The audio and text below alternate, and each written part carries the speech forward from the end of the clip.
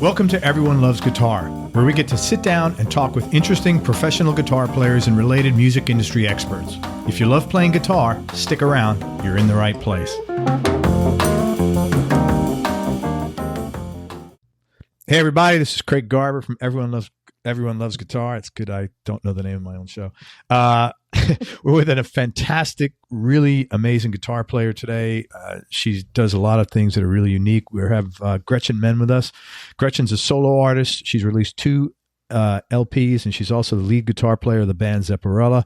Zepparella, if you haven't heard of them, they're an all-female Led Zeppelin tribute band, and they've released 4 albums. Gretchen's also released 4 other albums as part of 4 other separate projects. So this is a woman who is nonstop. She studied music at Smith College. After college, she began considering a career path and how she might prevent a situation she wanted to avoid, which is tainting her love of music with the necessity of paying rent. I think every musician has dealt with that. For her, the solution was to go to flight school, and 2 years later, she was flying regional jets for the airlines, and we'll talk a little bit about that. After a year doing that, though, she left to pursue music full-time. Her most recent album is called Abandon All Hope. It's a really great record. The writing on there is really interesting. It's really good, and I don't know how she thinks that complex, but she's probably a lot smarter than me. So, and we'll talk about that today. It's a concept album based on Dante's Inferno, a very thorough exercise, not only in playing guitar, but in classical composition and orchestration. If you haven't seen Gretchen play, definitely check her out. She's an extremely talented player. She's equally competent at hard rock, classical, ballads, gypsy jazz, and on both electric and acoustic. Gretchen, thanks so much for your time. I appreciate you coming on the show. Oh, you're so kind. Thank you so much for having me. You're welcome. You just got back from Italy, I think, right? I did, yeah. Just spent a week in Rome. Was that like vacation or business or both? It was vacation. Really? That's so cool. I really never take days off. Like I work, or I'm doing work-related stuff pretty much 7 days a week, probably 12 to 15 hours a day. You know, that doesn't mean practice the entire time. I wish it did, but just running the business of music, returning emails, checking out pedals, things like that. Yeah. So to have a week off and a week where I was pretty much offline was amazing. Did you prep for it like ahead of time? Like, did you had to like double up? I definitely did. Yeah. And I kind of had to prep everybody around me to be like, look, I'm really not going to be responding to emails. Like, I'm really, if you need anything, let me know this week. So, How good did it feel when you like had nothing to do? Or I shouldn't say nothing to do. How good did it feel not having the response, giving yourself the permission to disengage from work? I love my work so much that every day I'm excited to do it. I mean, of course, there's some things that are a grind. I don't love loading gear. I don't love, certain aspects of it. But for the most part, I love what I do so much. I wake up pretty fired up to do my day. But what I found is that, having another adventure, what I love about travel is that that in a week's time, a week can just fly by when you're in your routine at home. But you take a week and you go someplace far away, you go someplace foreign to you, and you realize that in 7 days, you're going to come back like transformed in a way that you wouldn't have. You're going to have this chapter of your life that is so vivid, and it's inspiring, it's invigorating, and it's something that you're going to treasure forever. How often do we have experiences like that where you're like, hey, today I'm going to have a peak experience? Like, yeah, it'd be great if we could do that every day, but part of routine kind of prohibits that. Yeah. So it was wonderful. It was great. And also I was glad to be back. I came back like on the flight home. I'm just making lists of like, okay, here's what I want to do. Sometimes taking a little space from your routine allows you to reevaluate your priorities and your goals with fresh eyes. Yeah, for sure. Have you made plans for your next vacation yet? Yes, I'll be doing that over the holidays. Cool. So. Good for you. Yeah. That's what usually happens too. You're like, man, I need to do this more often. I'm insane that I don't. Yeah. I know. Usually I'll do once a year, twice a year on a good year. That's great. Yeah, that's great. You need to do that stuff. Good for you. I'm glad you got to do that. Thank you. So you get out of college, you got lots of career choices. What prompted you to fly jets? I hadn't actually planned to fly jets. What it was is that while I was in college, it's funny how these funny little, like capricious moments can be so life altering. Yeah. I had been really into Pink Floyd, and I had been listening to the song Learning to Fly on repeat. And also Steve Morse is one of my favorite guitar players, and he makes no secret about, being a pilot. A lot of actual guitar players are pilots. Now Really? I think about it. A lot. I think B.B. King was a pilot, Mark Knopfler, David Gilmour, Bruce Dickinson from Iron Maiden actually flies like Boeing, like 747s or something. I didn't know any of that. I've been a diehard Gilmour fan for my whole life. I didn't know he flies planes. I believe so. Dick Dale. That's wild. Yeah. I don't know if there's, something connected on the flying and the music gene, but so I was, I've been listening to the song all the time. So it was going on in my head. And then I'm walking around campus between my classes, and I just see a flyer that says, learn to fly, $99 for your first 3 flights. And I was like, ooh, that sounds really cool. And, I think I had like some birthday money left over or something like that. And so I'm like, I'm going to learn to fly. So I walked to the airport that was like, I don't know, a couple miles away. I just walked to the airport. You walked to the airport. Yeah. So that was I didn't have a car. Yeah, so I just walked to the airport. That's pretty funny. Actually, I didn't have my driver's license at the time because I went right from high school to college.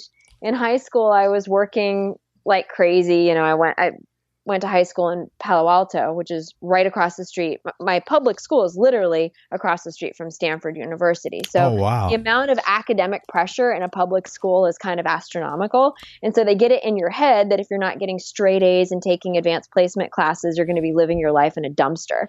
So by junior year, I'm freaking out trying to get, SAT, studying, college stuff and all of that. So I'm assuming you had time great to learn grades? to drive. I got better grades later on. I didn't have much self-discipline at all and ended up having to develop that later. So anyway, I didn't actually learn to drive because I was so busy studying and everything. And then by the time I went to college, I'm like, well, I don't have a car. And there's buses that kind of drive you around where you need to go. And almost everything's in walking distance. So I walked to the airport. And I took my first flying lesson before I knew how to drive a car. That is really wild. So and then you just decided, hey, I want to do this?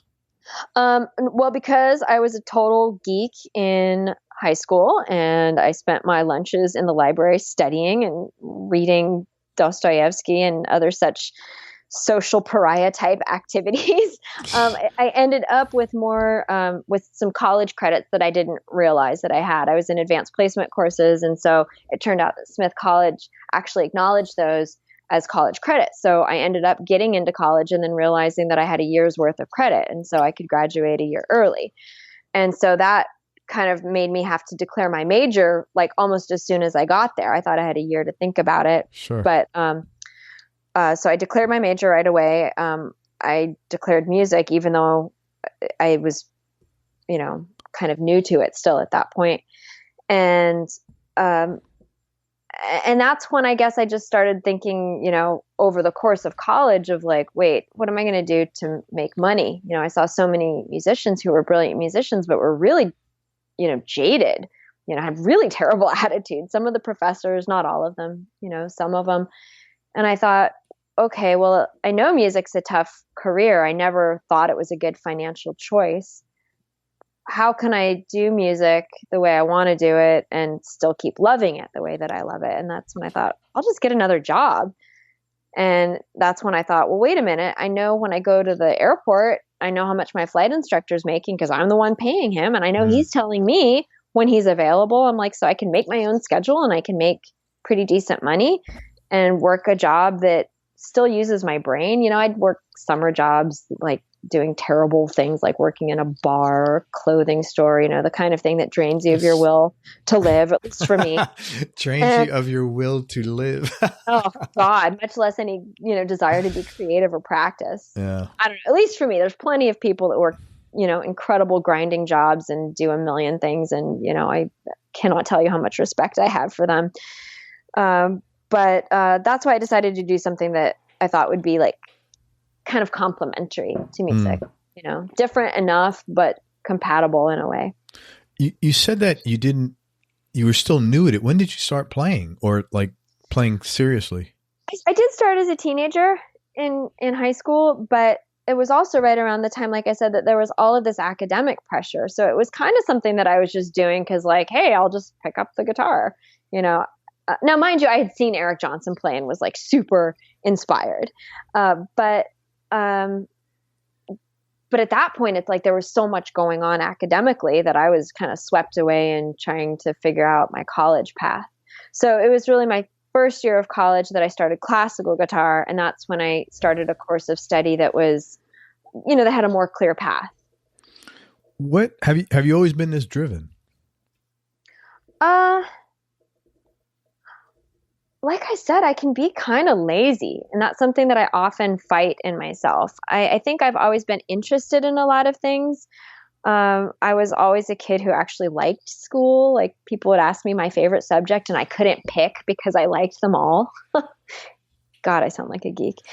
But no, that does. I was like that, to be honest with you. You were? Yeah, I was pretty like different reason, but I was into school. Yeah. So no, I had to learn how to get self-disciplined for sure. I was very lazy. I still can be very lazy.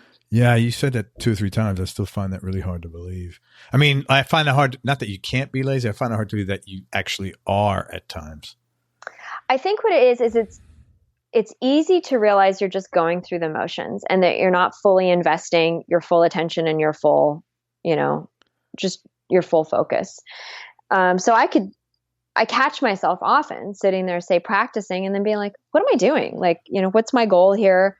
Am I just running the same lick, 100 times, where I'm not being completely undisciplined about it, but I realize there's still more that I can tap into in terms of focus and attention.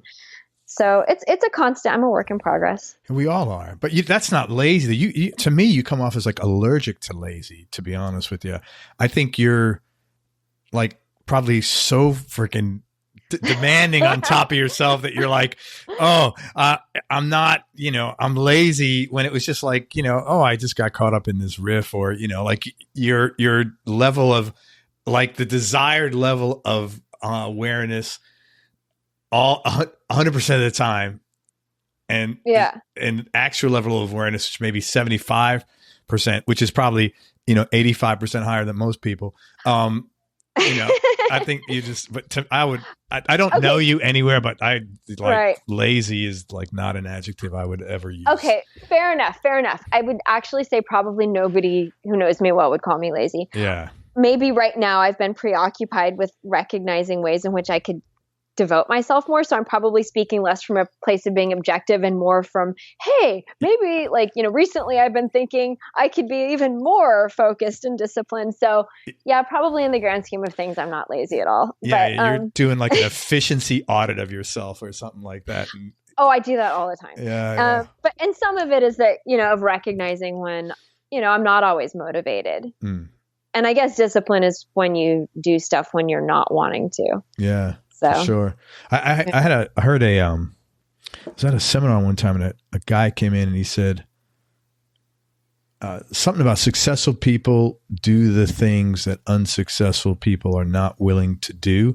And that's all part of that efficiency audit and all that stuff, man. So I look at that as like a admirable thing, not a, I think that's great that, always trying to ratchet the bar. I mean, I think that's great. I try to do that. Well, it's something that, it's something that I definitely try to continue to do, but it's this constant ebb and flow. It's like, I'll go into practice and I'll be like really focused and really like, okay, that's what I'm going to do. And then, a few hours later or whatever, I don't do a few hours all at once. I definitely don't have the ability to bring my full attention for 3 solid hours. I mean, I can do an hour and then take a break or whatever. But even then it's like day to day, maybe I've been really honing in on a particular line or passage that's been giving me problems. And, day 1 and 2, I might be just like so connected with it. But then by day 3, day 4, I realize I'm kind of going through the motions. And then that's when I have to be like, wait, wake up, together.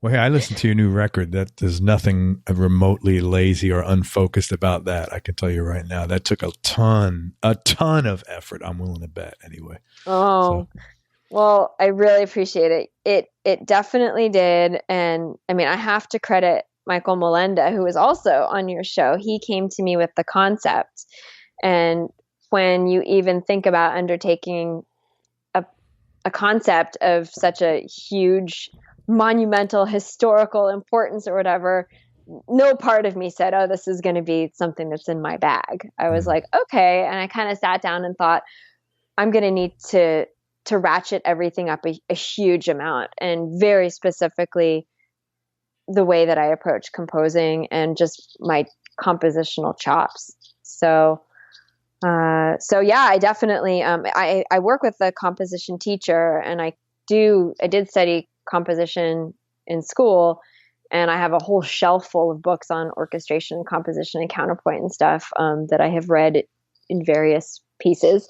Some I've studied more than others, some have yet to be tackled, but yeah, I knew that I couldn't just, it didn't seem right to do it just as like kind of a rock record, even if my leanings have always been more towards compositional. Like probably my earliest and most enduring hero, and he's very compositional, especially, when you're talking about who is that? You just broke up. Morse. Okay, no, it broke up Yeah. the split Yeah. second. You said, okay, yeah, right. So I knew I needed to really take a massive course of study in composition and orchestration, and the album was an incredible incentive to do that. And there is something about the accountability of not wanting to let somebody down. Michael Melenda's concept was something that he had held, I think, very near and dear to him for a long time. So being entrusted, as sort of the custodian of something that's so important to somebody else, it's like, yeah, of course I have accountability to myself and not wanting to give my best. Sure. But when you have somebody else who believes in you even maybe more than you believe in yourself, it's like, God, you don't want to let him down. Well, I'm sure you didn't. Let's talk about the record. As a matter of fact, again, it's called Abandon All Hope. Before we do that, can you just explain the concept of the record, about Dante's Inferno, and just elaborate on that for a little bit? Yes. Okay. So Michael Melenda came to me with this as a concept, and it was very early in my even knowing him. So he is was editor-in-chief of Guitar Player magazine. And I knew him through our mutual friend, Jude Gold. I played in like an acoustic duo with Jude. He's a good friend, and he works with Michael. So I had met Michael through that.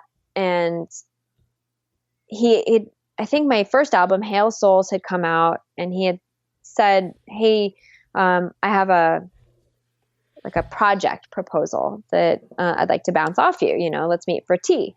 And at that point, honestly, I really didn't know him very well. And I kind of expected that he was going to tell me what so many people have told me since I started playing guitar, which is you need to sing, you need to write more, mainstream accessible music, and then you can be way more famous than you are now.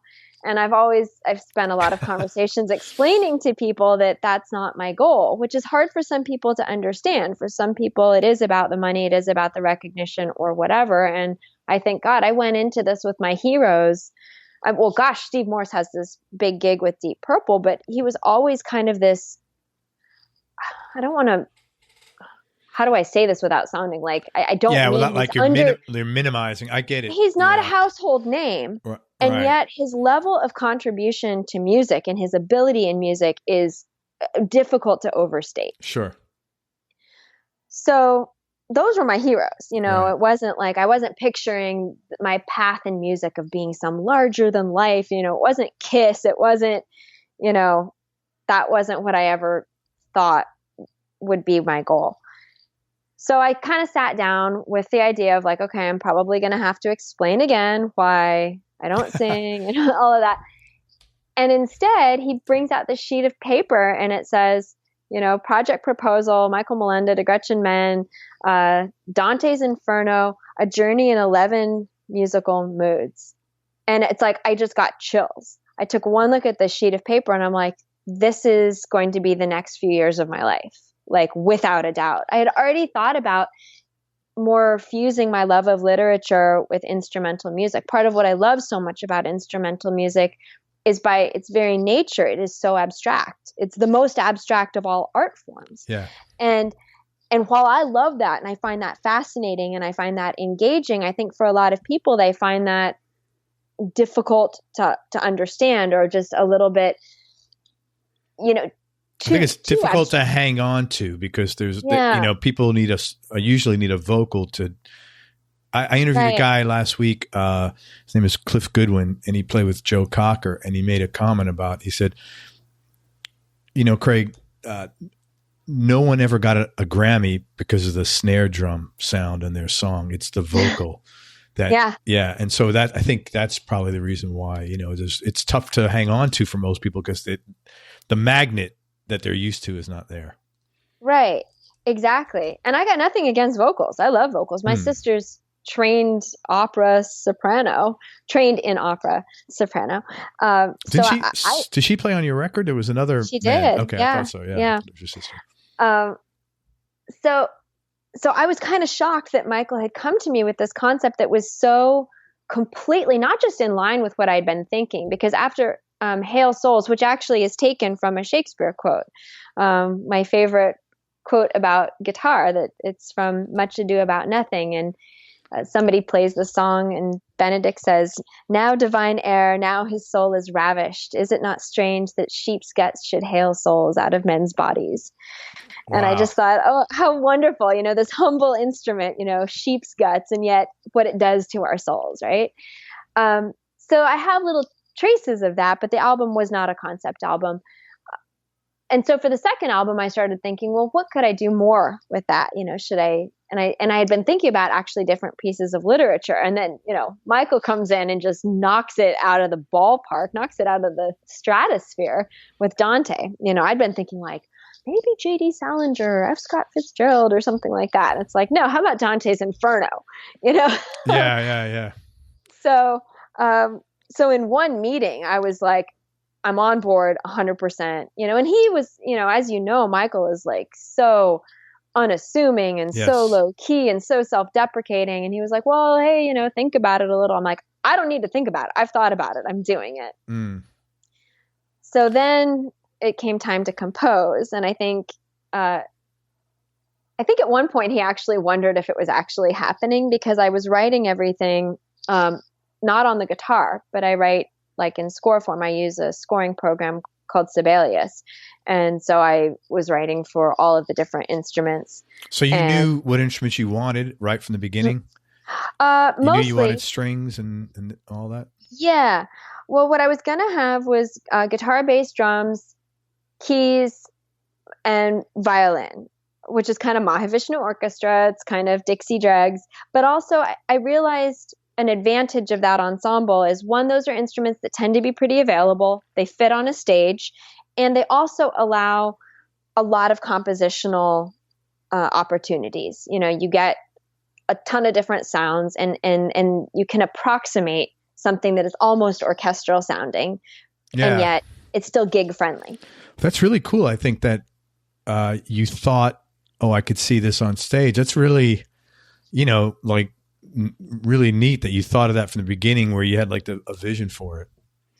Well, and a lot of that was Michael too. The idea was always that it would be something that would be done live, which is why sadly it has not yet happened live. But that's you've heard the album. I'm sure you can imagine that it will take quite a bit of rehearsal and quite a bit of budget. Oh my God, rehearsal especially. God, oh my God. Lord. Even my own rehearsal, I'm like, I wrote this. Oh my God, now I gotta relearn it and learn it all and be able to play it live. So I was writing in the scoring program, but the MIDI sounds were not, they tend to sound rather uninspiring. So unless it's kind of coming from you, sometimes people listen like, what is that? Is that a guitar? Is that a violin or whatever? So it wasn't until things were pretty far along in the production that I think it started to become more clear to other people. And the string quartet was actually the one thing that was, I don't want to say it was an afterthought. It was something that it didn't even occur to me I could have. But the reason that came about was, so Glauco Bertagnan, who is the first violinist, I learned about him because Daniele Gottardo, who's an insane guitar player and also the artistic co-producer of this album, he works on music that is also very compositional and involves electric guitar. We met because somebody who knew us both was like, you guys got to meet. And we became closer because I was recording some tracks with my sister, and he was finishing up his album. He needed some soprano tracks, and he's like, hey, can you produce, he's from Italy. So he's like, can you produce can you give me some tracks with your sister while you're in the studio? So we ended up doing a session for him just remotely. By meeting him by meeting him in the studio? No, we met at a NAMM show, and we met, because somebody's like, hey, you guys are both guitar players who are super geeky about composition, geek out, Yeah. And so we ended up staying in touch, and he asked if I would do that. So we did it. It worked out great. He loved my sister's vocal. It ended up on his album. Non Temperato is the name of the album. And then when I was trying to find the right violinist for this album was right at the time he was performing with an ensemble and telling me about this incredible first violinist. So I said, hey, if this guy's so incredible and if Italian musicians are so reasonable in their pricing, let's try the same thing, but with you doing it for violin. So we did 3 tracks with him producing violin remotely, and they were so good that I said, you know what?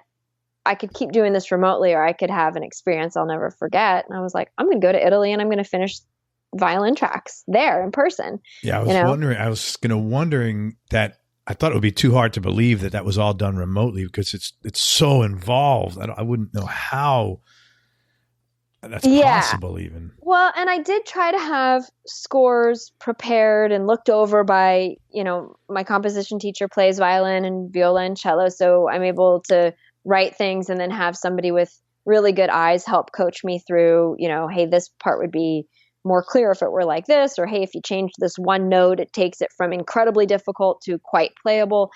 So I did try to have my, my ducks in a row for that. But even then, sometimes it's a question of emotion or, things that come up in the moment. So I flew to Italy and I was there for the tracking of violin for the rest of the album.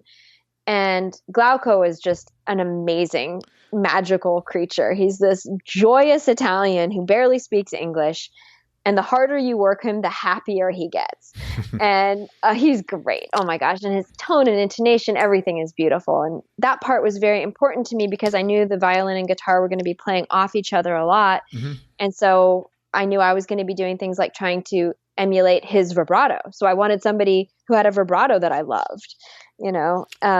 So at the end of his session, we got most of it done. We had one more left to do, and we were going to save that. I was going to come back again.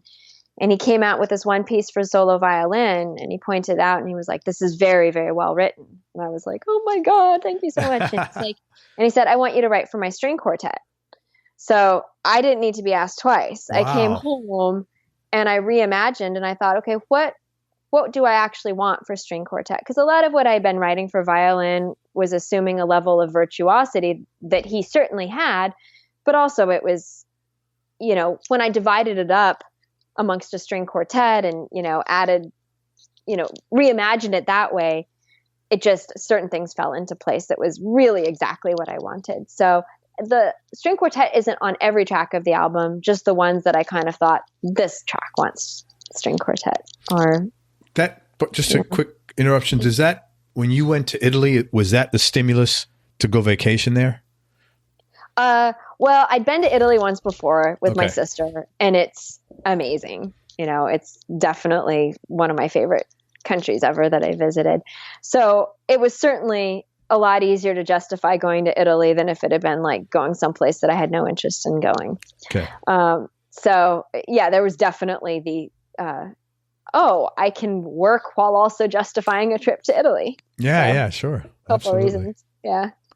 So, so my first question was about the depth of the writing. And I'll be honest with you, I've never heard a record like that where it's basically a classical record with the lead being played by an electric guitar. Oh, well, thank you. And yeah, I'm sorry. I totally rambled and got completely No, off totally cool. subject. All good. Well, I love classical music. And I love a lot of different types of music that maybe are not as evident in my playing. Classical music is, well, I started on classical guitar, or at least I started most seriously on classical guitar. And from an instrumental perspective, let's just say, when I say classical, I mean classical ensembles. So that means 20th century romantic, classical, Baroque music, whatever. I would say it's unsurpassed. I'm not trying to put one type of music above another, but if you're interested in instrumental music, you're probably going to love some of the symphonies, chamber music, things like that. So that's a lot of what I had been listening to, and I find it just inspires me. And so when I was thinking about writing this album based on a classical piece of literature, it wanted that level of attention to detail. It wanted that level of composition, and it wanted things that were not necessarily guitar oriented, at least not to me. So that's why I wanted an ensemble where everybody, where guitar was part of the ensemble, and a feature part of the ensemble, as any small ensemble kind of is. But where it wasn't just like the one guy soliloquizing over the backing tracks of the other marginalized instruments. I mean, there's a place for that. I'm not knocking that, but just as I find, say, plays that have, or movies that have multiple characters and the interactions between them, I find that generally more engaging than, say, like a one man or one woman play. Yeah, totally. There's just more possibilities you can do when you get different tones, different personalities interacting in different ways. I just want to say that's the first time someone's used the word soliloquizing on this show. Oh. We try to keep this below SAT level. Oh, Gretchen. God, yeah. But one thing I thought was pretty cool. I think not only technically was that tough, but I think that took a lot of courage and balls to do something like that, because it is very unconventional. And I was curious, when it was all said and done, what did you get out of that whole experience? Like, growth wise or confidence wise, or, just feeling about yourself, or what did you learn or get out of that? Oh my God, that's such a great question. And without really blahing, I just learned so much.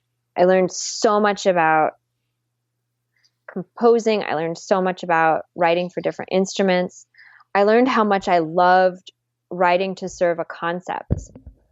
The way that I approached composition previously, which admittedly is not very much. I had one album before this one, so this is not like, I'm not an old hand at this. But the way that I had approached it was a lot more casual, a lot more, oh, here's something that's kind of a cool thing, or hey, here's a melody that kind of engages me. Let's see what I can do with it. But to sit down and have, this Dante text and then these ideas, and to say, okay, how do I write a piece for limbo? What does limbo sound like? Well, if the fundamental basis of Western music is tension and resolve, limbo doesn't let you have that. So how do I write a piece of music that actually still sounds like something, that sounds satisfying on one end when you're finished with the track, but at the same time still keeps you hovering? Wow, so that's a lot of shit that had to go through your mind to. It did, but when you go through that, when you have those limitations, limitations, it sounds backwards, but they can be so freeing, because they open up doors to places you didn't even know existed. Mm-hmm. And you think, I truly never would have written this piece ever had I not had this constraint of, you don't get to have tension and release, or not really. There's one cadence in it, but if you just have to move from one area of tension to another different type of tension, so that you're serving the concept, with everything trying to serve the concept, as opposed to, and to have that balance between serving the concept while at the same time serving the aesthetic. because I'm not going to write something that I think sounds terrible. Sure. I'm not going to say it's done if I hate it. Just to serve the concept. Yeah, of course.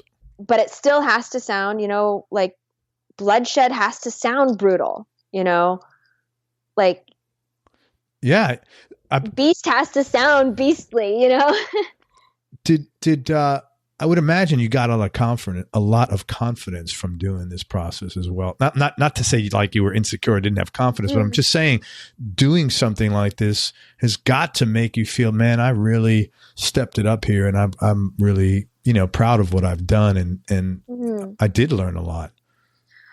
I guess in a way it's funny because it's like I don't think of myself as a confident person in as much as I don't feel like I have a really high opinion of myself. Most of the time I think about things that I'm trying to improve on. Sure. But on the other hand, I think there's a different type of confidence, and the confidence of being sure of what you want, musically, and having a more intimate familiarity with each instrument, writing for each instrument for sure. means that like I knew how I wanted stuff to sound. So there is a confidence that comes of that, and also a confidence that comes of just simply learning your craft better, and then being able to take those kind of technical skills and move them into something where you're actually expressing something. Or at least you think you are, but you're never sure until it lands somewhere, until somebody writes back and says, I feel you, Yeah. And so that's been incredibly meaningful. And I'm really excited to continue to learn and to grow and to just continue to see where I can take that kind of approach. I mean, you mentioned, sort of unconventionality. I would say that there's no way I can compete on, so many guitar players. The level of guitar playing nowadays is so insane. Mm-hmm. What could I possibly bring to the instrument that Guthrie Govan or, a million other, incredible people can't do in their sleep? So it's not a question of, I don't believe music as a competition at all. I believe we all have something unique and special to say. And I think it's a question of just finding that. And if something that I had initially thought was something weird or quirky about me, which is this love of composition, while at the same time kind of loving, ripping rock guitar, rather than kind of trying to squash one or separate the two, of just saying like, hey, maybe this is who I am. Yeah. So question, can you go back now and write a 3 or 4 chord rock song and still feel good about it? I don't think I've ever written a 3 or 4 chord rock song. I have written stuff for other people, and I think when I write stuff for other people, my mindset is totally different. Like I try to really, I think because of how much I appreciate when it's my music, I know what I want in terms of attitude from musicians. When the roles are reversed, I really try to bring the attitude to the project that I would want people to do for me. So if somebody wants a 3 or 4 chord rock song and that's what they feel, like I'm happy to give that to them, so, but in terms of if I sit down and write stuff like that, I think that's just never been how I've written. Some people are great at saying things in 2 words very simply, but clearly I'm more verbose than that. Well, that's okay. You got to be who you are, man. It doesn't work any other way. Yeah. Was putting this record together outside of the compositional part and outside of the, and maybe you may not be able to answer this question, outside of the extra work involved because of the strings, was putting this one together different than your first record? I know you're like big on, we talk efficiency. Were you able to make some streamline improvements? Like, every time you do something the first time, that's going to be the worst. You make all your mistakes. Were you able to streamline certain things from your first record to this one, even though, like getting rid of all the stuff with the strings? Yeah. Oh, that's such a good question too. I would say the two were so different that I definitely did learn some things on my first record. And what I did, actually, I think what probably streamlined things the most is that I tend to write and record sort of in batches. Like I don't write a whole record, demo the whole record, record the whole record. A lot of people do that and it works great for them. But I knew in this whole process, I was going to be learning so much that what I would do is I would write like 3 songs or 3 pieces. I'd have them kind of done or close to done. And then I would start kind of demoing them. And then in that process, I would learn so much, both compositionally and in terms of production and stuff, that then I would take that forward to the next batch of songs. And then I'd learn those lessons and then take those forward more as well. So by the end, I was a lot more confident compositionally. Guitar playing wise, I definitely had gotten to another level, which was actually great. I mean, I feel like when you've been playing, a certain number of years, you don't have those huge leaps in your abilities the way you do like when you first start playing. And Sure. So one of the most gratifying things actually when I went to record the guitars, the first guitars I did actually, the first final guitars was for the song Tombs, which if you don't know it right away by name, it's one of the most guitar intensive ones. It's just relentless. And it's got sweeping, it's got tapping, it's got alternate picking. It's and it's kind of it's on the longer side too. And so we recorded that, and Daniele was engineering because we were recording it and then we were going to reamp it just to keep costs lower. So I have like a home studio. Yeah. And then we reamp it in a proper studio. And so I recorded it, but then by the end of the day of recording it, we listened to it the next day and he's like, look, he's like, you're going to hate me, but he's like, you're playing so much better now. He's like, I want you to redo the whole thing. And I was kind of like, really? And he's like, dude, check it out. Look, like, and he made me kind of listen to stuff. And he's like, the amount that you've improved in the last couple of days is so much. So it's like a lot of that comes from having an amazing guitar player, an expert set of ears kind of coaching me and then being like, wow, like I just, to make a noticeable improvement in that amount of time. And it wasn't that I was unprepared on the song. I had studied it.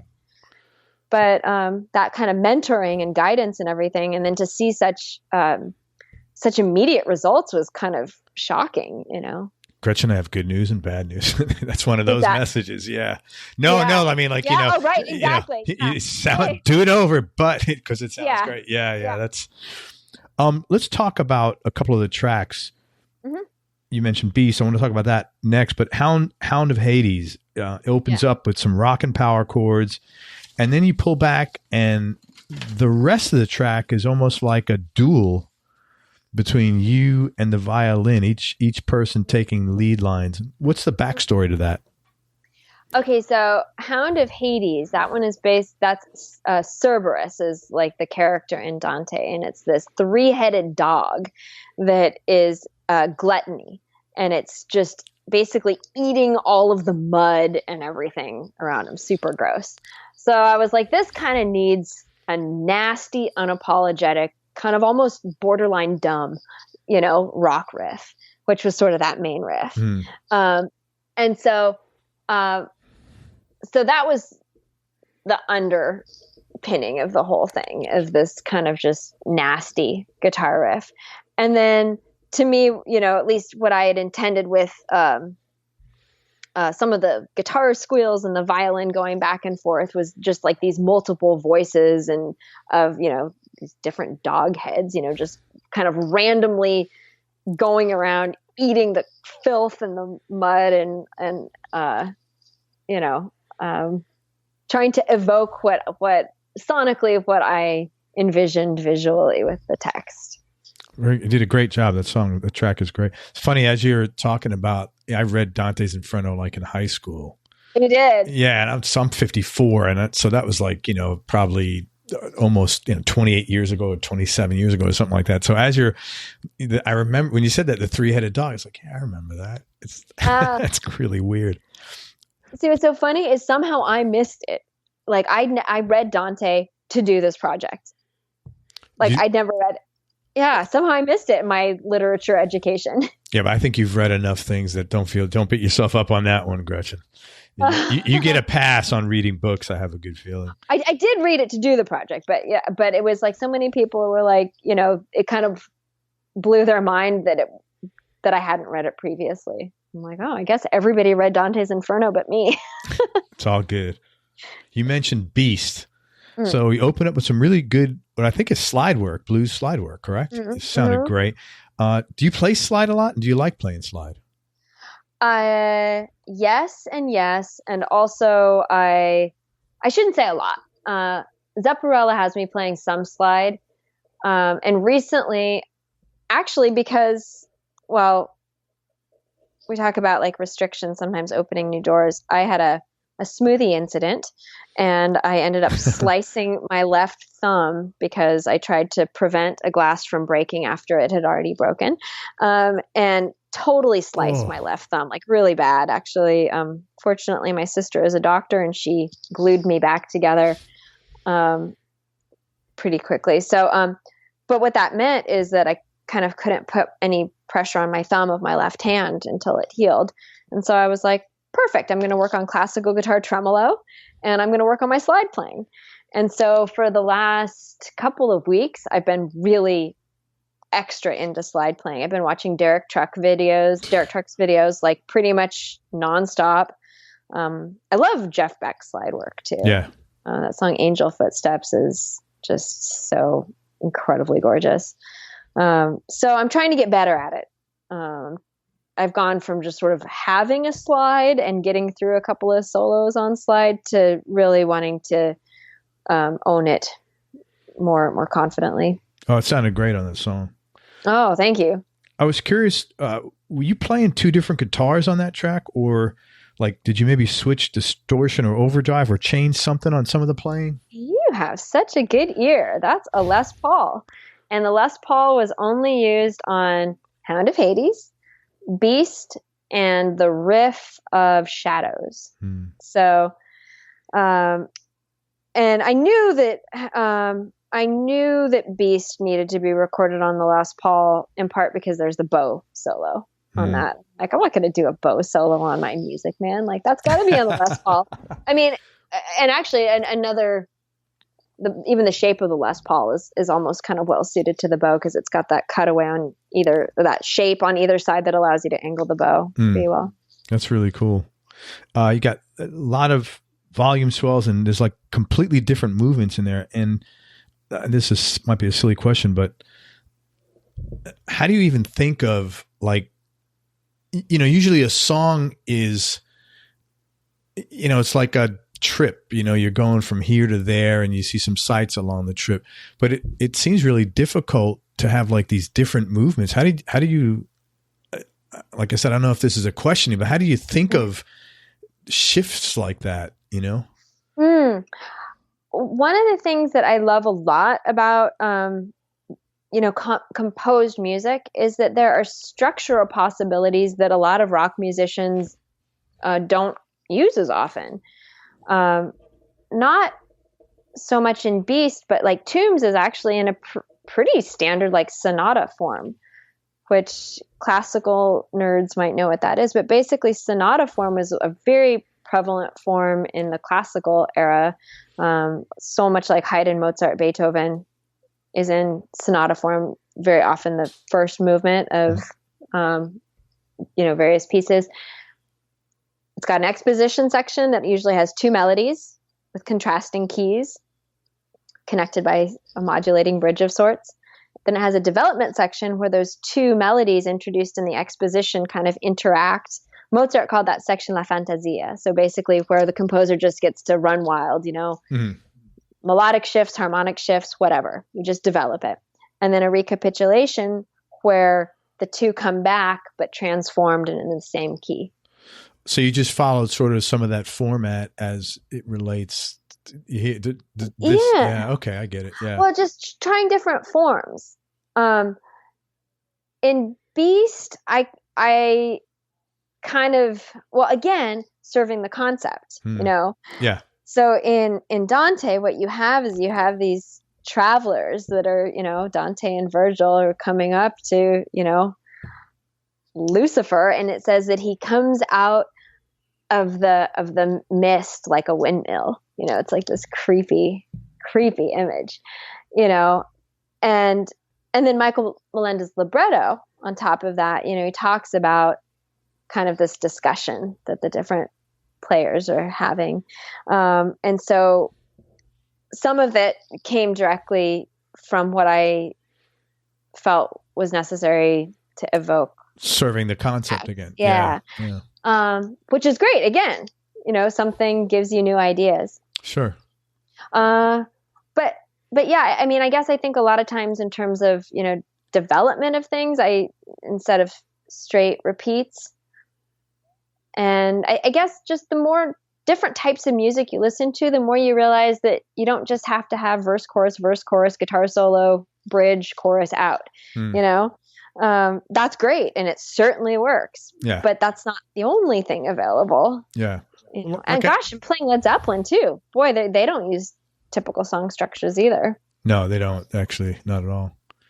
Again, I think it took a lot of balls to make all this. So congratulations. And everybody should check the album. It's called Abandon All Hope. It's a really good record and the playing on it's phenomenal. Where are you usually from? Where'd you grow up? I grew up in Palo Alto, California. Okay. That's like the center of Silicon Valley, isn't it, pretty much? It is. My dad went to Stanford. That's not too much pressure. What was your childhood like growing up? My parents are awesome. My mom's a psychologist. My dad's a journalist. Yeah, exactly. So there's no pressure. Wow. There's that expression, the cobbler's kids never have any shoes. I hit the jackpot with the family. Like, my parents are so cool. My sister's my best friend. My parents always really believed, they're from families that are very artistic, writers everywhere in both families. So they were always big into, just enriching stuff for me and my sister. Like, they certainly weren't wealthy or anything like that, even though the area now has become ridiculous. It wasn't always like that. They wanted us to see plays. And so they would take us to like the local children's theater, and we would see plays from the time we were little kids, and, exposed us to music, but never pushed anything. So we kind of got to discover stuff on our own.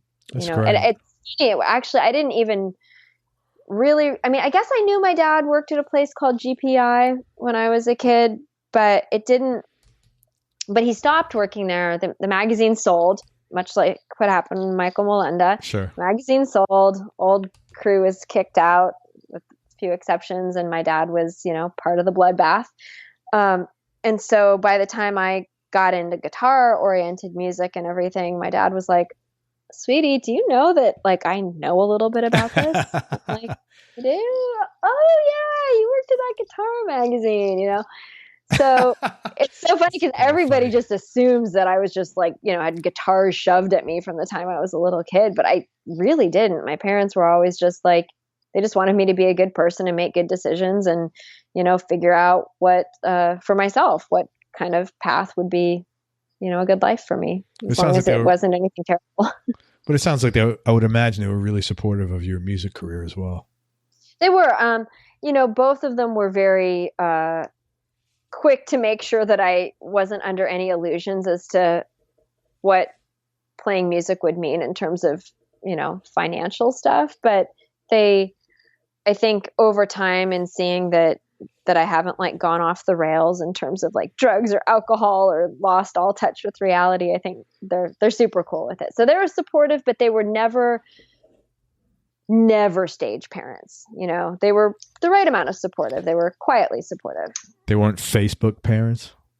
Not at all. No. My wife has this thing like, she calls them Facebook moms, these moms that are, incredibly narcissistic and just disinterested in anything that has nothing to do with them. And then they're like showing proud pictures of their kids that they let use their Xanax, when they God, Facebook moms.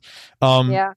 What are some of the bigger obstacles you've had to overcome throughout your career in music, either personal, music related, or business related? as we all have stuff to. Yeah. Gosh, I know this, I don't mean for this to sound like a bullshit answer. I feel like I've been really lucky. I feel like everybody has obstacles, and I feel like the obstacles, I don't want to say, I mean, I'm sure I could find some, but I don't focus on them very much. I mean, I would say, honestly, the biggest obstacles are within me. My dedication, my motivation, my imagination. Sometimes you have the conflict between being a good friend to somebody who needs you and preparing for a gig. Sometimes those are tough calls, and pretty much I'll always opt for being a good friend if somebody needs me. So some of those obstacles are, really just things within. I mean, I could talk about other stuff, but it's like, I don't know. It's like, all I know is what it is to be me. Sure. I can sit there and say, oh, maybe I had fewer social opportunities to play music with people because of a gender thing. But then it's like, but I don't know. All I know is what it is to have been me. Maybe I had more opportunities. Yeah. So really, I'd say the biggest obstacles are within. That's a very fair answer. I don't think that sounds like bullshit at all. Okay. How about tuition? Like, everybody makes mistakes. Are there any, if you're comfortable sharing, are there any mistakes you might have made along the way, and the tuition that you paid and the lessons you learned from them? Undoubtedly, I've made mistakes. I make them all the time. The musical ones on stage that end up on YouTube are the ones that are most painful. The ones that I'm like, well, that was career ending. I interviewed someone one time. And they said, I don't mind. I wish these guys would use better miking when they're filming me, because everything sounds awful on YouTube. And it's because the stage, it's not my back line. It's I'm in a club. The back line is what it is. It's not that good that day. And then they film me on a cell phone from 40 feet away, and it sounds like shit. And I just want to tell people, if you come see me in my show, it doesn't sound as bad, Yeah. I mean, that's how I've just kind of had to, throw my arms up about it and be like, well, there's one way to deal with that. And that's just to always really do my best to play as well as I can at any given time. Yeah. Not to say that I ever go on stage with the intention of giving less than my best, but that kind of awareness of like, we are now permanently accountable for everything we do. Yeah. Which is kind of daunting. And yet at the same time, it's like, well, we can shake our fists at the heavens or at the internet about that, or we can say, hey, that kind of accountability is going to inspire me to be better. Yeah, totally. So, in terms of mistakes, sorry, go ahead. Don't say you're really good about looking at the glass half full instead of half empty. And I think that probably serves you very well, as far as like when you do have down days, or when, that optimism is probably really healthy, I would say. I don't like being miserable, I hear that. There's, in terms of mistakes, I think the biggest mistakes that I've made have been in just maybe not being as good to other people as I could have been. I never mean to be anything other than a nice and gracious person, but it's like sometimes you'll have a bad moment or a bad day, or somebody will say something that's really stupid, and rather than just smile and be nice about it, I have to kind of let them know that what they said was stupid. And just remembering that, like, I don't know, that I never really regret being a little bit too polite. I never really regret being a little bit more professional or a little bit more positive, but I'm human, and sometimes people annoy me, and sometimes people say stuff that's really like stupid or offensive, and I get prickly. And those are the things that I feel like have been my biggest mistakes. Man, that's pretty good. That's pretty tame. A+ to you. Well, I mean, I guess if you like, I'm not somebody like, I've never done any hard drugs at all. I was so straight edge in high school. My mom was worried about me. Honey, smoke some weed. It's like, legal now. Don't smoke weed, but why aren't you smoking weed? Man. It's legal there now, isn't it? I think so. I mean, It's funny because like I don't think of myself as somebody who doesn't smoke weed just because like I have in the past, but I really don't. Yeah. So I'm not really up on what the latest is. I think it's legal. It sure seems legal. Yeah. No, they always make a big deal. My kids always tell me because they want to know where the weed smoking places are, you know? Oh, so yeah. they're hip on it. They know. Hey, let's talk about gear for a few minutes. Yeah. I think you got a signature or custom guitar, but what's your go-to guitar right now? And what other couple of guitars might round out your top three? My go-to guitar, I'm very monogamous with guitars in general. That's an interesting use of the word monogamous. It's so funny. Everybody talks about like guitar players wanting more and more guitars and more gear. And I was actually looking around today and I was feeling stressed out about these different pedals that I need to check out and get back to people on.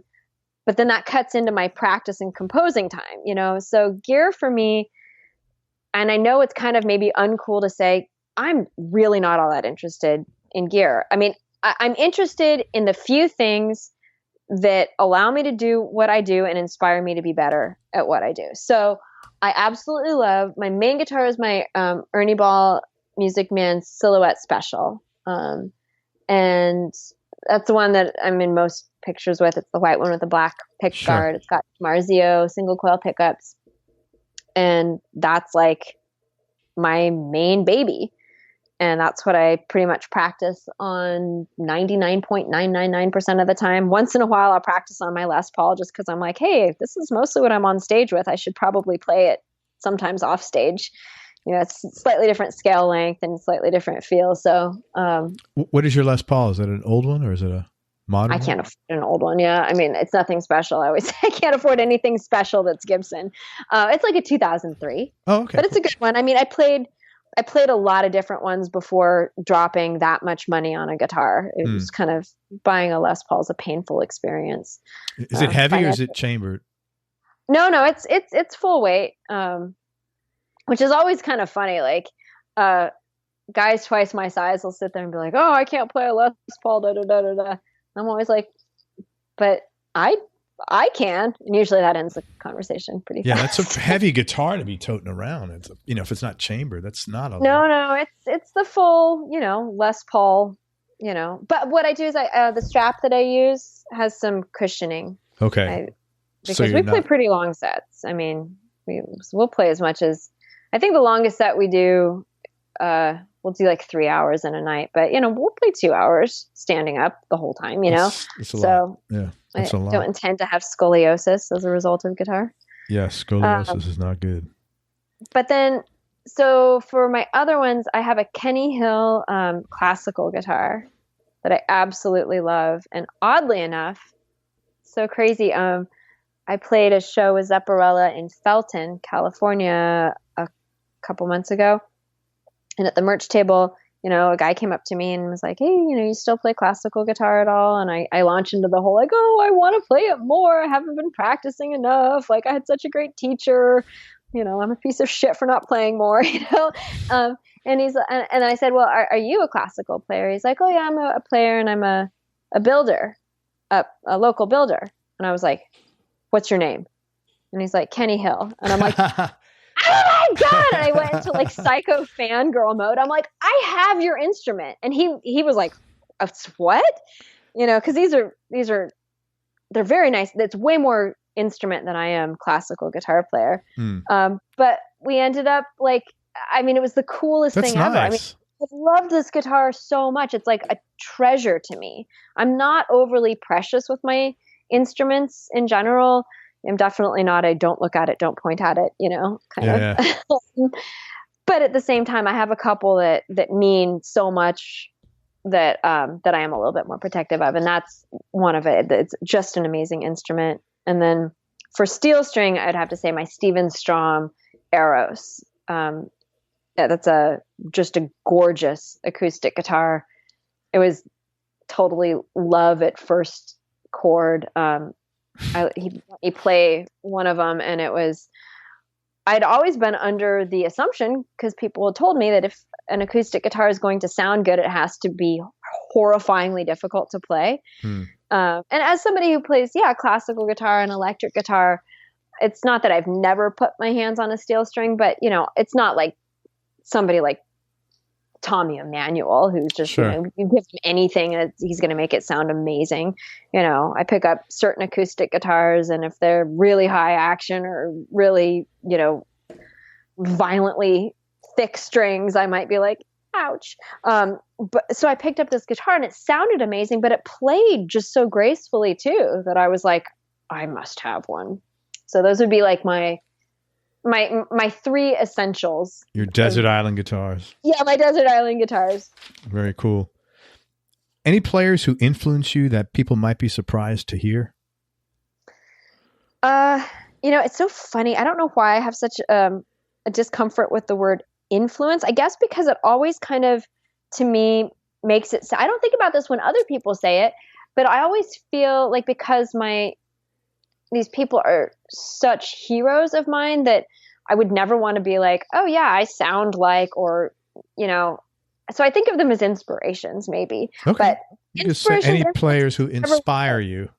Yes.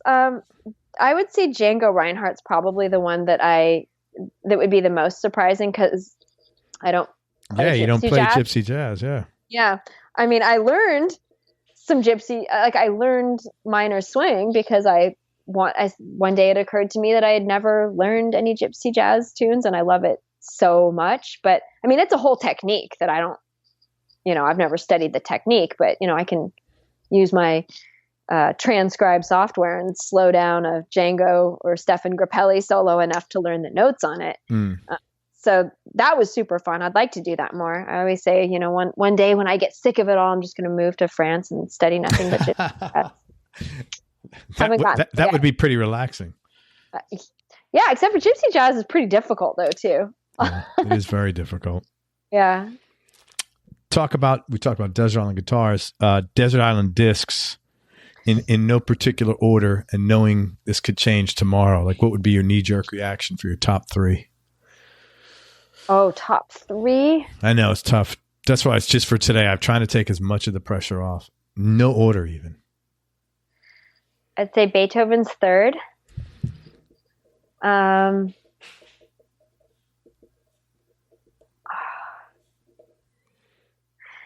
Maybe Ravel's string quartet. Yeah, he only wrote one. I'm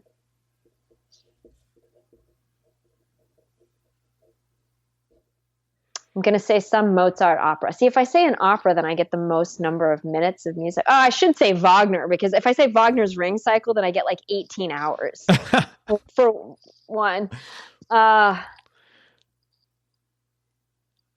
Maybe The Marriage of Figaro, Mozart. All right. So boys and girls, throw out all your Led Zeppelin and Lynyrd Skynyrd and, Deep Purple and, You know what? I think, again, it's how many, okay, here's the kind of kid I was. When my dad would take me to a movie and he'd say I get one candy, I'd get Red Vines because it was just like the most amount of candy for that one. So it's not to say that I like Ravel better than I like Led Zeppelin, but I'm going to get more minutes You're of getting music. a better value. Yeah, exactly. It's quite funny. All right.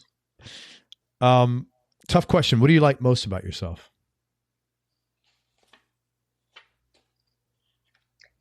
I guess I've been blessed with pretty happy brain chemistry.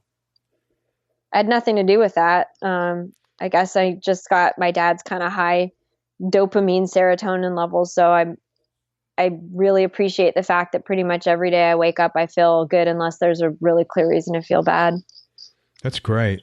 That's a lot of, because I keep reading and here, I guess a lot more people suffer from like stuff like depression than I was aware of. And it seems pretty prolific. Yeah, it's horrible. I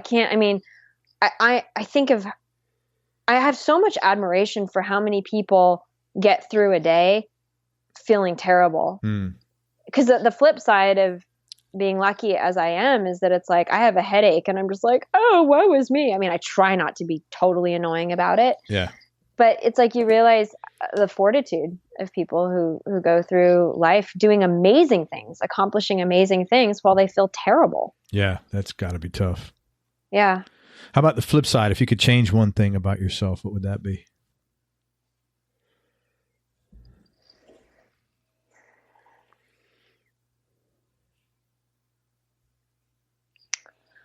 I wish I didn't need to sleep so much. Really? How much do you need to sleep? I'm kind of an 8 hours a night sort of person. I mean, I can get by with awesome. I wish I slept. I wish I could get by with less. I wish I could feel as good as I do getting by with like 4 or 5 hours of sleep, because then I could get so much more done. Wow. But let me tell you, I don't think that's compatible with part of the reason that you have that good brain chemistry, I don't know, but I would bet is the fact that you're nourishing that brain of yours, sleeping 8 hours a night. Oh yeah. I mean, I become like a terrible, like tantruming infant if I'm hungry or tired or something like that. I mean, definitely, I think sleep is very key. Yeah, I would say so. Man, I would love to sleep 8 hours a night. That's awesome. If I could get an extra hour or two a day, I could get more stuff done, and that'd be awesome. Tell me something about yourself people would either be surprised to hear or might find a little odd. I have a really sick and twisted sense of humor. Really? Really. Like, can you give me an example? I mean, not like make a joke, but I mean. I had an obscene caller hang up on me one time because I ratcheted it up to the point that that's great. That's hilarious. So you need to like record something like that, and that'll fix all your your lack of time on social media. You can like viral it out on one. I really could. Now, having said that, I also have a certain sense of I believe in politeness and courtesy and appropriateness. So that's not an invitation for somebody I don't know to just come up and like totally take something over the line. I would say once I know somebody, it's something that the people who know me well think it's pretty funny that people get surprised. Like, I actually had Jude Gold when I first became friends with him. Remember, he asked me, he's like, do you ever curse? And I was like, I felt like that our level of friendship was just downgraded like so much, because I was like, how do you not know this about me? Like, how do you not know just how sick and twisted I am? So it's like I'm sick and twisted, but I still believe in being polite and appropriate. As long as you got that balance figured out, because I wouldn't even try that. Good for you. Oh, really? No, I mean, it's all about the yeah. Person who's had the biggest influence in your life, or on your life, I should say. One person? You tell me. Your answer. Person? I can't just say my family. And you can say whatever you want. This show is like fantasy world. It's like, all your dreams come true. Whatever your answer is good. That's got to be my family. That's my great. dad, my mom, my sister. Any non-musical superpowers?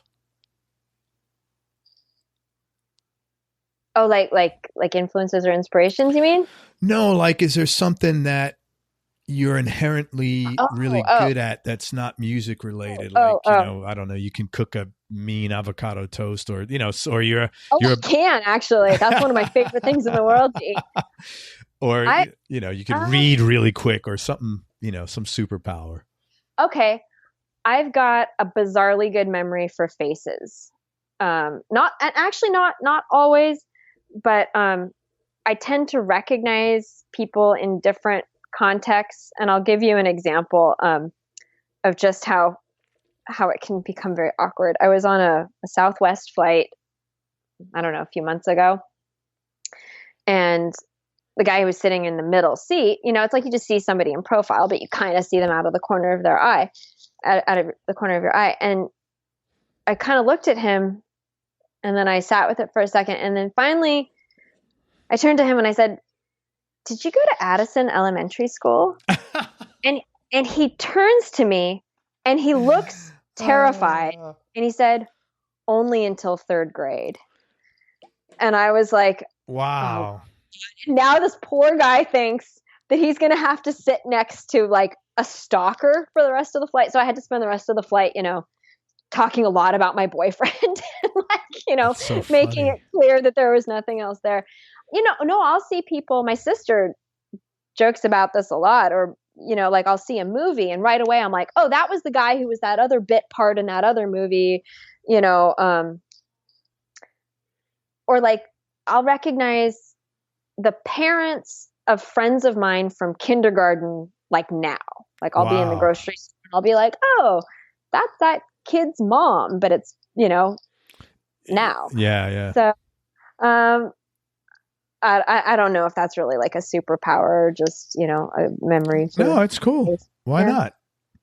I'm going to say that now somebody's going to come up to me and I'm going to have had like a big long conversation with them and I'm not going to remember it. So Not going to remember who they are. Totally shot myself in the foot with that. Now I've got to remember everybody. I think you got it under control. Any bad habits? I know you're going to say something like, well, I drink too much wheatgrass juice or something like that. I could just see I'm this kind of annoying. Now, let me see. I am a little bit annoying that way. I don't know why. I got the thing maybe from my mom, the idea that like if something's good for me, I try to do it more. Bad habits.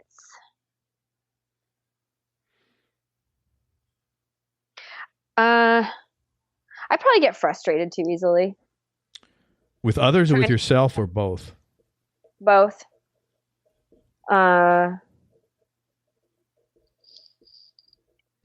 I probably just get frustrated too easily, and I'm trying to reform that, just change my thinking patterns and slow things down. But my first sentence actually as a kid was, "I'm frustrated." So I feel really? like that's been the burden that I have had to overcome my whole life. No, age will help you tune that down for sure. Man, it's a thing. I've gotten better, but it's not because I don't feel it. It's more like you just learn not to just let it drive your behavior too much. Yeah. Age will fix that, I promise. Which is in a good way, not in a bad way, in a real good way. Oh, I have the coolest parents in the world. Like, aging is something that I feel like nowadays people have this toxic relationship with. And it's like, I mean, I think when you know awesome people of different age groups, like there's not the same level of judgment. I mean, I look at my dad. My dad goes running all the time. I mean, I swear I couldn't keep up with my dad on a run, and I have friends who are quite a bit older than I am and friends who are younger. And it's like, it's really a shame that current standards have this kind of aversion to the idea of getting older. It wasn't always like that. I think if you exercise and you're around stuff like that, you don't notice that. Yeah, maybe. My wife and I have always exercised, and like, my son will tell us all the time, because we'll make jokes with each other, like, oh, we see each other getting old, right?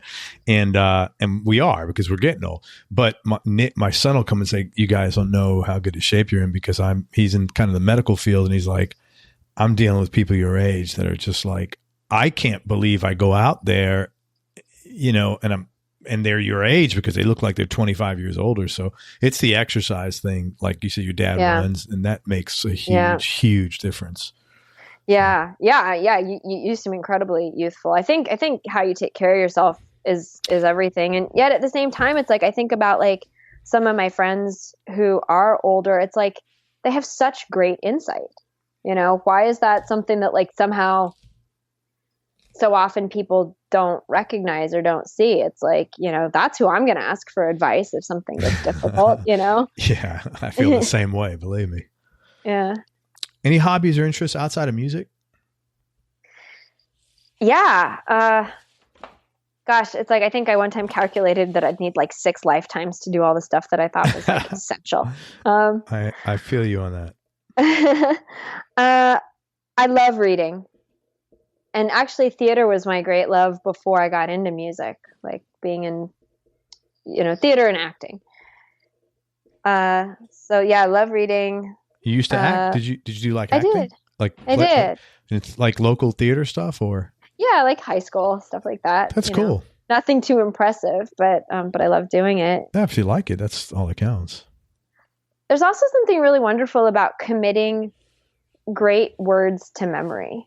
You own them in a different way. You take them with you and you remember them too. It's like if in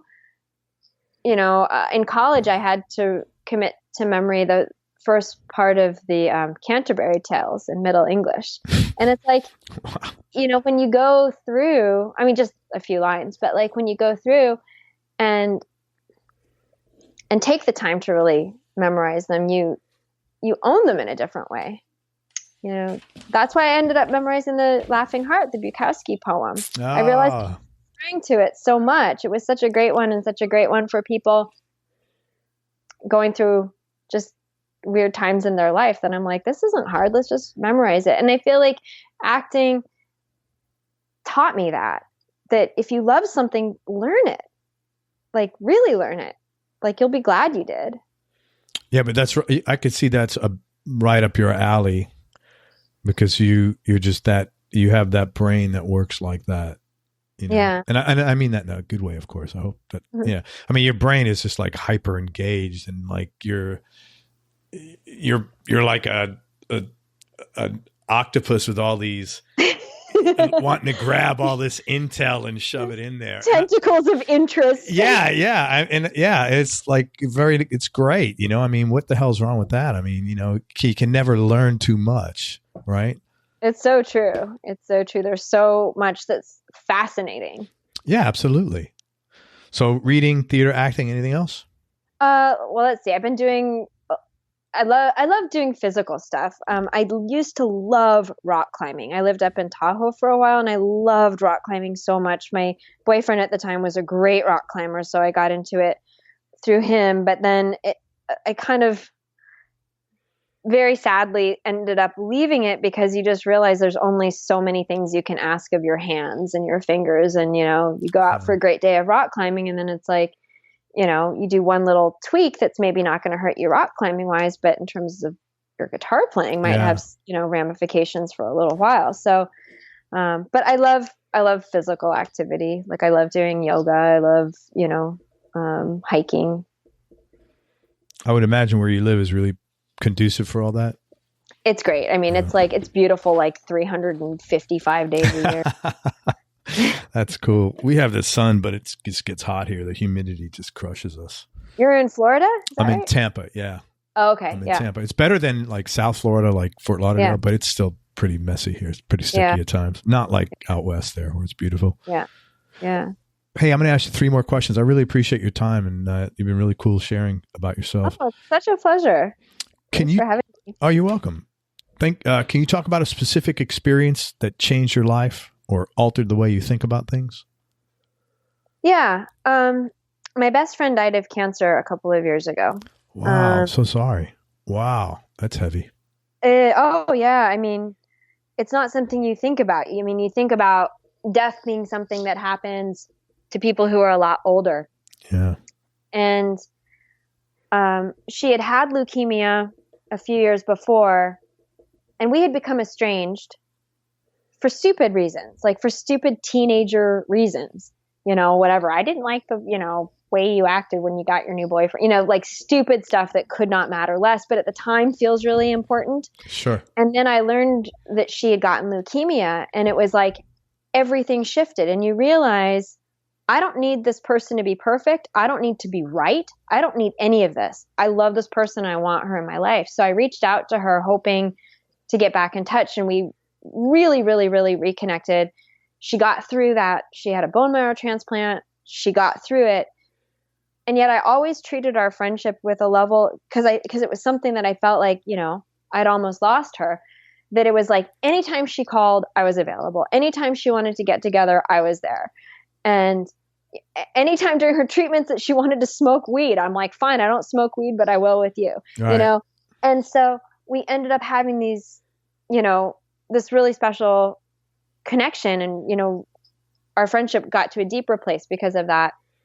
And then she got sick again, and we didn't think her prognosis was that bad. And nevertheless, I was there with her every day at the hospital, and watching somebody so young and looking at it and realizing at the very end, because we didn't know it was, we thought she was up for like a long, slow recovery. And it was only about a week before she died that the doctors were like, oh no, actually she's going to die. And it was like, and it made me totally rethink the way I live life and the way I prioritize things. And it made me think about how incredibly important good relationships are, and what's important in a relationship and what isn't important, and what's a relationship that's worth investing in, and what's a relationship that's worth kind of just phasing out, and the kinds of things that matter in life. You know, thinking about Maggie and thinking about what I wished for her. And there were all these experiences that I wish she would have been able to have had. And so that's why I started doing things like flying to Italy to record an album that was so obscure that probably nobody was going to hear it. It's because I wanted the experience. It's because at the end of the day, I don't, my stuff, who cares about stuff, you know? And a lot of money, why do you need more than you need for, you know, for your necessities and maybe an adventure once in a while, you know? And maybe I always say I want to have enough money to be able to get birthday presents that are thoughtful for my friends and family, you know? And beyond that, it's like, I don't need to be somebody who people are asking for a loan. And so I think it just totally changed for me the types of priorities that I have. Yeah.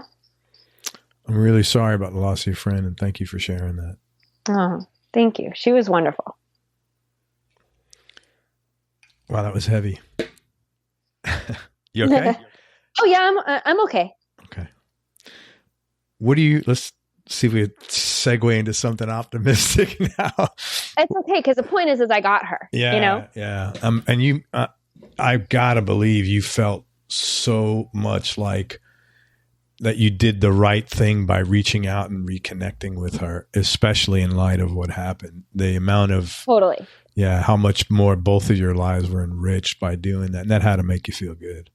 Absolutely. I mean, that's one of the things that I feel like was a big learning experience of realizing all of our time is precious. You know, and I got lucky with Maggie because I got a heads up. Yeah. You know, this time is precious. And so I was like, okay, you know, maybe I didn't figure that out on my own, but I'm not totally slow on the uptake. And so I did have every moment possible with her. Yeah. So, you know, trying to apply that same principle to other things that are very near and dear to you, you know, I think is something I'm very grateful to have learned. You know, it's funny when you talked earlier about I went to Italy to film this, to record this. Mm-hmm. I thought something was behind that, to be real honest with you. And I'm glad you shared that. And I'm really happy that you did that. It was actually, that was, thank you. That was the first time, that was after Maggie died. And it was the first time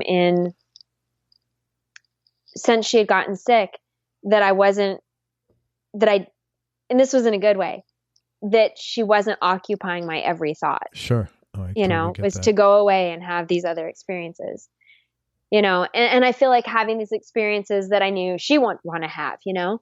So yeah, I think that's why that's when I started traveling, really. Good for you. I hope you continue to do that. Thank you. I think I will. What are you looking forward to in the future? Musically, personally, whatever. Right now I'm working on an album of solo guitar pieces, which is, a reaction to doing something that was so orchestrated. Also a desire to reconnect with the guitar in a different way. You know, I intentionally wrote everything away from the guitar for Abandon All Hope. And then I wanted to try something different. And I thought, okay, what if I write everything on the guitar this time? Good for you. And also, I mean, from a practical perspective, because there is a part of me that's very eminently practical, is that I'll be able to perform it. You know, I don't need a huge budget and a team of musicians rehearsing massive 3 months of rehearsal. Yeah, exactly.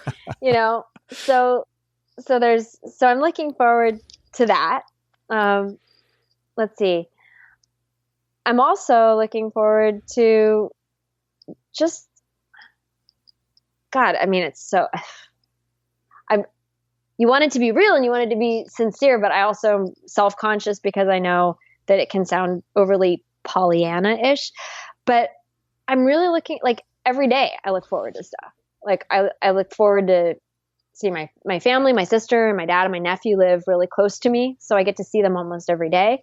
I don't get to see my mom quite as much. She's in Kansas City, but I got to see her pretty recently for a show that I played out there. You know, I look forward to these books that I'm reading. I always have probably like 10 books going at the same time. I have total book ADD. And let's see, Zepparella's got some new songs coming in the set list. I'm excited about that. I don't think that sounds Pollyannish. I think that's great, man. I think if everybody was a little more like that there would be so much less bullshit that people would be talking about and focusing on like happy stuff instead of what they don't have. Cause I think really it's the simple little things in life for me anyway, that really kind of motivate you, and the memories that you're going to have are based on that. So I think that's really nice. I don't think it's Pollyannish. I think it's nice and simple and doable and fun. Yeah. Well, good. I mean, it's funny because I often tease my dad for being like kind of obnoxiously positive, and then you see the same things in yourself, because I'm not really all that positive. Like I will completely gripe about a bullshit situation at a gig or something like that. Yeah, but that's norm. I mean, I don't think that doesn't mean you're not positive. If you got bullshit to deal with, hey, I'm really happy that this equipment sucks. Thank you so much. I mean, well, that's validating. Sometimes I feel like, No, I mean, it's not. I don't think that's not being positive. Oh, well, you should learn to deal with everything. Man, I've got a job to do here, and they're letting me play on this piece of shit amp, and the back line sucks. And by the way, there's no microphones. Okay, thank you. Thank you very much. I mean, that's bullshit. You got to hold people accountable. You're coming to do a job. I mean, what the hell, Yeah, keep it real. Yeah. Bullshit. Hey, I didn't know what number to use here because, and it's none of my business. I don't know how old you are. So put whatever number makes sense. My question is the last question, and I really appreciate your time, and you're very sweet, and thank you for sharing everything. What's been the biggest change in your personality over the last 10 years? And fill in whatever number you need to yourself. And how much of that change has been deliberate and intentional, and how much has just been, part of aging a little bit?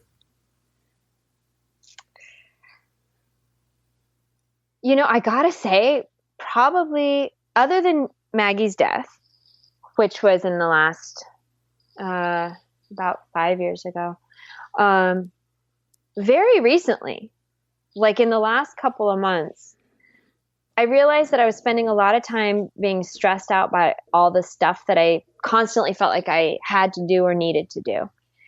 And I just kind of got tired of being stressed out or burdened all the time. And I just thought, what if I just stop it? Not stop doing this stuff, but what if I reframe my attitude around this? So much, I believe we're such creatures of habit, and brain patterns and ways of thinking are habits as well. And, just people say that people don't change, but that's bullshit, because practice works. Practice works. Exercise works. So you can change, but it takes a lot of discipline over long periods of time, and then you can see huge results. And so I just kind of decided that I wanted to get a better attitude, that I wanted to stop feeling taxed by things, that I wanted to see this, that if somebody wanted something from me, not to see it as a burden, but as an opportunity to give something, and it's not perfect. I'm definitely a work in progress, but it was more like I just got tired of feeling stressed and frustrated. So I just thought, okay, well, I'm not going to slow down. What if I just try to work on changing my attitude? So that was literally within the last 6 months. Good for you. Is it working? I think it is. Good. I mean, the more you do something, the easier it gets. I mean, we get moments of being challenged, but so much of it is recognizing it and, not feeling overwhelmed by it. And, just sometimes reframing stuff to yourself, saying, okay, here's this drunk guy who wants to tell me, about his cousin's car transmission problems, and I can sit there and I can get kind of curt about it, or I can say, you know what, this guy has something he really wants to say to me. I'm not going to necessarily spend 30 minutes talking to him, but how about if I give him my full attention for a couple of minutes, try to make him feel good, and then graciously extricate myself. Rather than be like, why is this guy imposing all of this weird drunken drivel on me? It's like, either way, I'm doing the same thing. So I just kind of decided I'm going to try to do whatever it is I'm doing with the best attitude possible. Good for you. And it does not work all the time, but I'm working on it. We all are. Trust me. Hey, I really can't thank you enough. Let me tell people where to find you. First of all, it's Gretchen Menn, Gretchen Men, MEN. And if you do become rich and famous, I think you should drop the last name, because your your first name's so unique. It's like, like Cher, Gretchen, it's like, you don't need a last name, Gretchen, at that point. But see, my family's so important to me. that I think that you got to tag it. Yeah. Okay. I want my family involved. Either way, it's cool. Yeah. Check out, go to Gretchen's website. It's gretchenmenn.com. She's got a really robust website. Everything that she's doing is on there. Very cool. She, check out her last album, Abandon All Hope. You can get it on her site, and we're all the usual places. She's also on social media, Instagram, Facebook, YouTube, and Twitter at Gretchen Menn. She does do lessons for his Acoustic Guitar Magazine. Acoustic Guitar Magazine, yeah. Acoustic Guitar Magazine. And two things I wanted to ask you. Zepparella, touring, where are you guys going to be and when? Yeah, we're playing all the time. And next shows coming up are actually kind of local. I think we're playing in Guerneville on July 21st, I believe. I'm sorry, June 21st. And then 2 nights at the Sweetwater Music Hall in Mill Valley, the 22nd and 23rd. How about like July and August? I think this will probably be dropping in July. Oh, July and August. Okay, here, let me look. And this is going to be on Zepparella.com, or is it on your website, or both? Yeah, and I've got a link to my on my website as well. Great. Like mid-July, we're playing up in like Thursday the 19th. I think we're playing in Arcata, and then Grants Pass the next night, and then in Shelton, Washington, so the 19th, 20th, 21st. And then what are we doing in August? Most of your tour, most of north. Yeah. Most of your stuff West Coast? We got we were just in Chicago, Indianapolis. We played Texas not that long ago, Arizona. So we get all over the place. Cool. I mean, stuff that's closer we sometimes frequent a little bit more because it's, less expensive to get us there. But and you probably have a fan base, a stronger fan base there where you're locally, I would imagine, no? Well, we do have a good one. But sometimes it surprises us. Sometimes we'll go to a town like where we've never been before, and we'll be like, oh, who are all these people? Like, we just played in Indiana, and we played there once before 4 years ago, and we played in Indiana. It was this fantastic audience. It was like, where'd you guys all come from? That's what great. The internets are good for. Yeah. Hey, I hope you have that problem the rest of your career. Hey, I'll take that problem as long as I can. Yeah. And I know you have some charities that are important to you, and you have some stuff going on your website to support them. You want to talk about that? Oh, yeah. So when I needed to get some new posters printed up, I work with a really brilliant photographer. A number of brilliant photographers, but Max Crace did all of the artwork for Abandon All Hope. He's a really amazing artist. There's some really very involved stuff in there. So yeah, that's all Max. And so we ended up doing a series of posters, and I got to say, there's something that feels really douchey about printing up pictures of yourself to sell.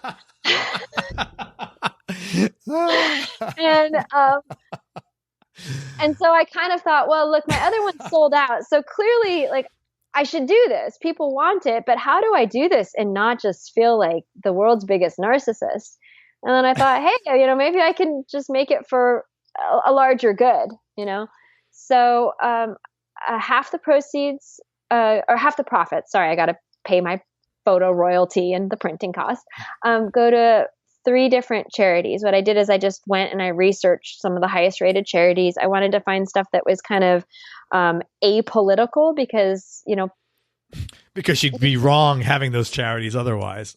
Well, what it is that I feel like if there's anything that's really good about social media and stuff like that, is it doesn't really, unless you want to, it doesn't easily allow you to live in a bubble, and especially playing music it makes it a lot harder to discount people who vote differently from how you do, because you'll have a good personal relationship with them.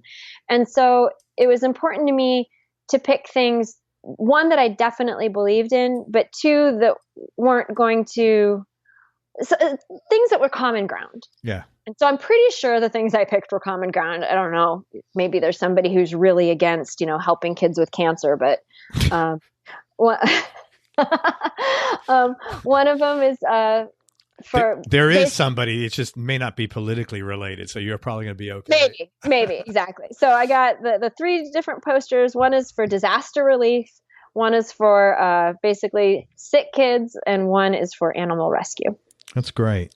That's really cool. And people can buy those on your website, GretchenMenn.com? You can buy them on my website. Everything from my website comes directly to me. I handle all of my own stuff, so everything gets personalized if people want it signed, and all of the information on the charities is also on the page with the posters, which is the store page. That's really kind of you. Everybody support that. It's GretchenMenn.com. Again, it's GretchenMenn.com. And that's it. I really appreciate your time. It was really sweet of you. Oh, you were just such a delight. Thank you for the great questions and the thoughtful insights and everything. I'm really honored to be here. And I wanted to thank Nick Perry for connecting. Yeah, that's right. Thanks, He Nick. is a badass. He is. I love that guy. Yeah. He's such a nice, I really dig him. He's really cool. He's just got it going on every level. And his wife, Missy, I love her. In fact, I met them because my first photo shoot with Max Crace, Missy was the makeup artist. Interesting. And Max had envisioned me wearing more ripped up jeans, which I didn't have. Missy happened to be wearing these totally awesome destructed jeans. So she took her jeans off. We happened to be the same size, and those are her jeans. There you go. The first photo I did with Max Crace. Very cool. Nick, thank you. Missy, thank you, Nick. Thank you, Missy. Hey, thank you. I appreciate it. Everybody, thank you so much for listening. I hope you enjoyed this interview as much as I did. Thanks again so much to Gretchen Menn for spending time with us. Please check her out online, support her, go to her website, listen to her music, buy her stuff.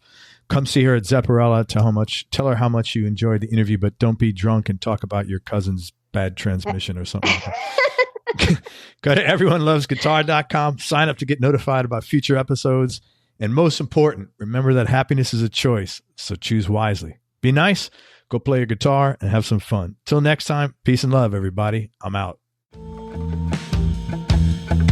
We hope you enjoyed this show. If you did, subscribe to the Everyone Loves Guitar podcast, and you can do this online at everyonelovesguitar.com or on iTunes. And if you like the show, please leave us a 5-star positive review. The more 5-star reviews we get, the higher our show ranks, and higher rankings mean we get to continue speaking with cool, interesting guests on our show. We'll see you on the next episode, and until then, keep playing your guitar and have fun making music.